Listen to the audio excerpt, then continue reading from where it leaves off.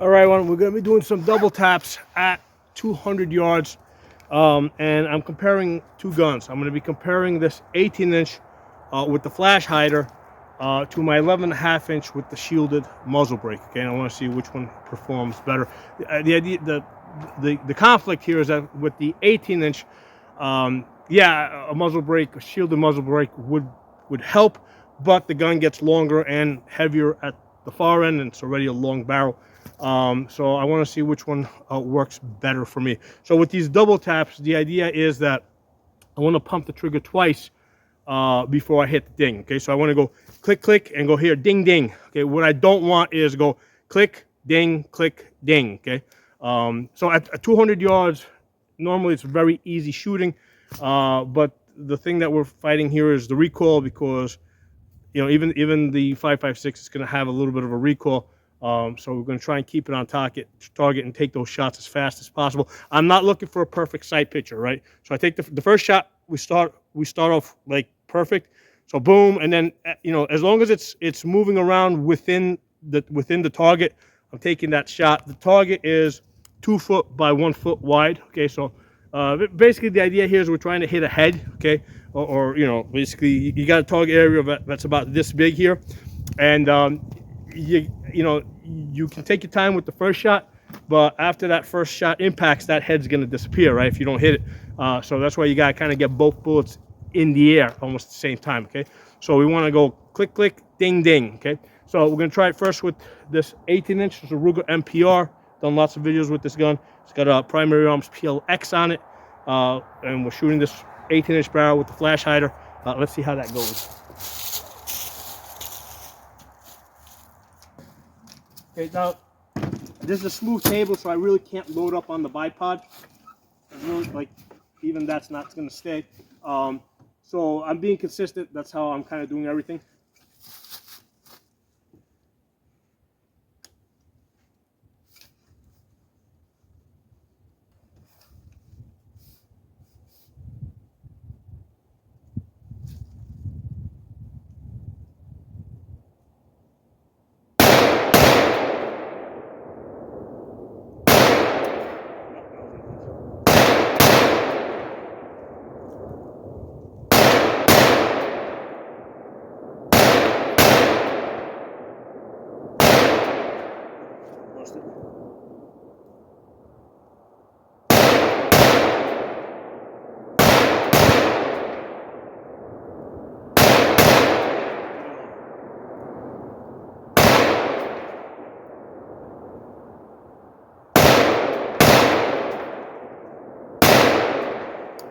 Okay, so I got an idea where this is at.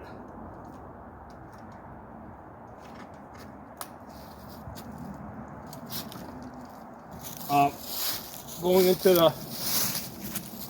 the fall now, into the winter, after I shoot, I close my dust cover, because a lot of times there'll be humidity and stuff in the air, and also I don't, as we get into the colder weather, I want to keep the temperature consistent inside of the chamber. So that's another reason why I close the dust cover. In the summertime, I leave it open so that it has so it'll cool faster. But in the wintertime, especially when we get into like the freezing temperatures, I keep it closed to, unless I'm doing like a lot of shooting, where it starts heating up. If I'm doing 5 to 20 shots, I leave it closed to kind of maintain a little bit of that heat in there. All right, let me go get the other gun, and we'll try this out.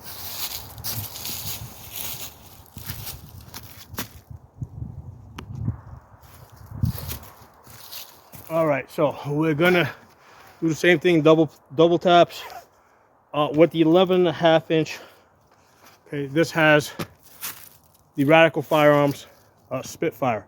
So that's a shielded muzzle brake. It's got a cone on the inside. Okay, it looks almost like a baffle. Unfortunately, it's been discontinued. You can't get it. But there's a company that one of my viewers actually put me onto it, called JMac. They make something similar that has a cone on the inside, and that's what you're looking for. You're like a cone, and it looks, it's like a backwards V that kind of traps. It's a muzzle brake, traps the sound, traps the flash. I shoot this at night, and there's like no muzzle flash even on the 11.5-inch. So I'm gonna shoot this. We're gonna do double taps, 200 yards, and let's see how it compares to the 18-inch with the flash hider.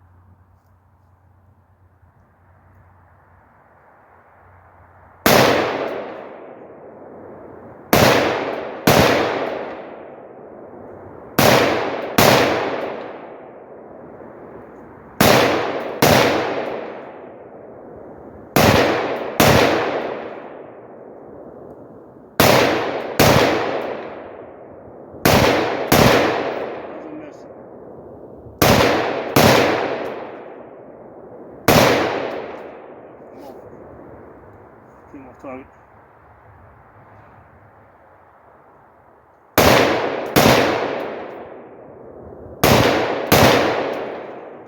Okay, that was way easier.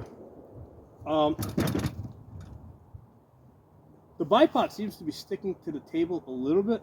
They're both CV Life, so they're from the same company. So it's kind of odd how that's working, but it seems like now it might just be because of the weight, because the other one, like this one over here, has the a little bit more weight up here. It's got the shielded muzzle brake, and it's got the light. I'm not going to put a light on the 18-inch gun because it's going to get like stupid heavy up front. So having more weight in the front is probably what's making this.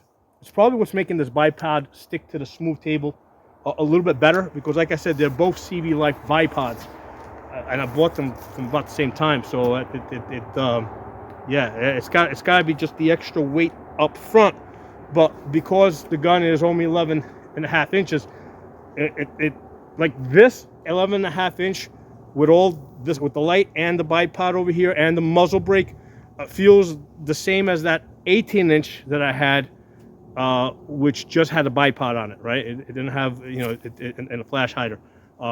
So that's one of the benefits of the 11.5 inch. You can load it up with the light, with the muzzle brake, with the bipod, and you can still like swing it around in one hand, you know, and it's it's very manageable. Without a doubt, doing those double taps at 200 yards was a lot easier with this 11.5 inch, and I think most of that is because of this shielded muzzle brake. Now this does have an adjustable gas block in here, so I've got it gassed down, you know, like to the minimal, but it's not like that Luger MPR is pretty much ejecting at 3 o'clock, so it's not like it's way over gassed or anything.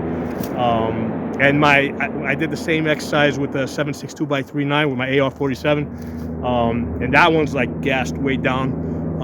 And that was, you know, by far this is the easiest. This is the easiest to do those double taps at 200 yards. And guys, I mean, I said it before, man. This 11.5 inch. This is the one gun to rule them all. Okay, this is the best AR out there. You know, get 11.5 inch. A lot of times people focus on, yeah, CQB, you know, you can get in and out of vehicles, all that kind of stuff. Yeah, yes, that's true, but more importantly, right, you know, you can load this up with the bipod, with the light, with a shielded muzzle brake, with flip up sights, even with a bubble level over here, right, with a 6x magnifier in the back. And you still have a very manageable gun. So that's really the main benefit of the 11.5 inch. And with 11.5 inches, remember the cartridge itself is about 2 inches, right? So you've got, you know, basically you still have about 9 inches of length for the bullet to travel through the barrel. Okay, so it's you know, it's not like a 7.5 inch where 7.5 inch. You only got like really 5 inches for that bullet to travel down. Okay, I've tried I've worked with 7.5 inches, extremely loud. The accuracy actually drops off with those. 11.5 inch. This is a 1 MOA gun, right? This is a palmetto. All my palmettos except the like 7.5 inches, all the 5.56 palmettos, they're all like 1 MOA guns. If you put like match ammunition into them, and even with good target ammo, they'll hit 1 MOA. Done lots of videos with this gun hitting 1 MOA groups. So like I said, this 11.5 inch, man, that's the one gun to rule them all.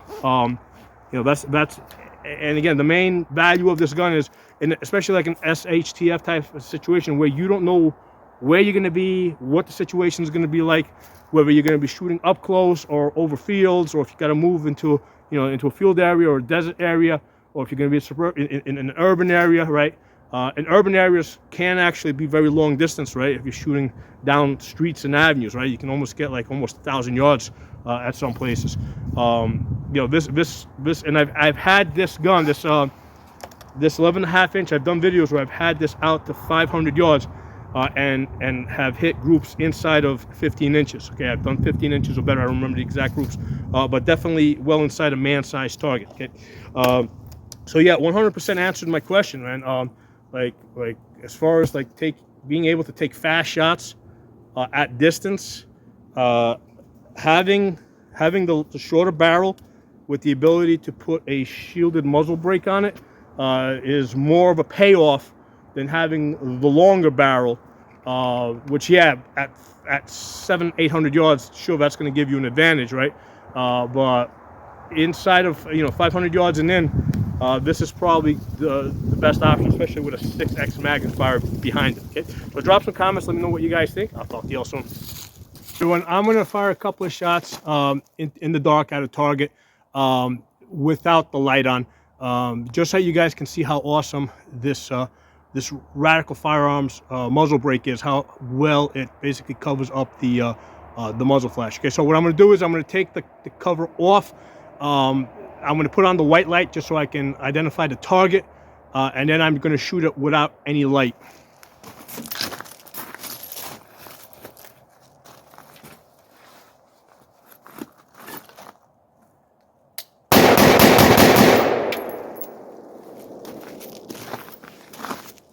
Cover the light back up so I don't blind myself. Okay, yeah, so I could see some sparks coming out. It almost seemed like almost like a round pattern, but I had no trouble seeing the silhouette of the target that I was shooting at. So the flash definitely not overwhelming. I basically shot that about 10 feet in front of the camera, where you would expect the flash to be a lot more visible. This time I'm going to go maybe about 30 feet away, okay? And you guys can see what the flash looks like, because it is different. So let me do that now. Good thing about the blue light is you can kind of shine it down at your feet and see where you're walking in the dark.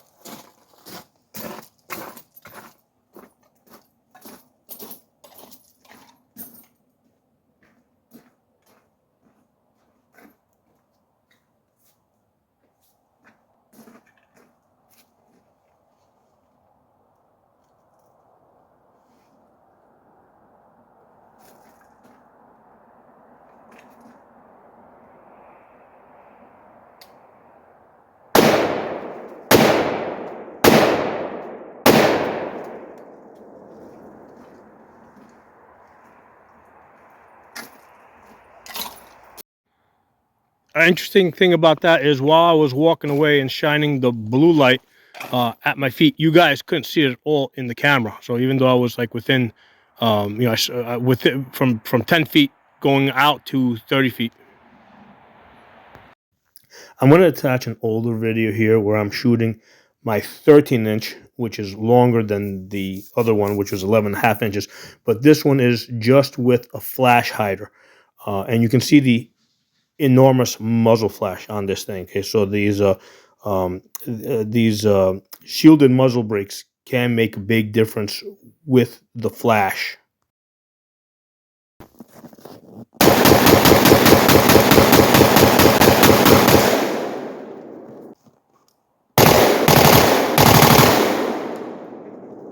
Goodbye, baby.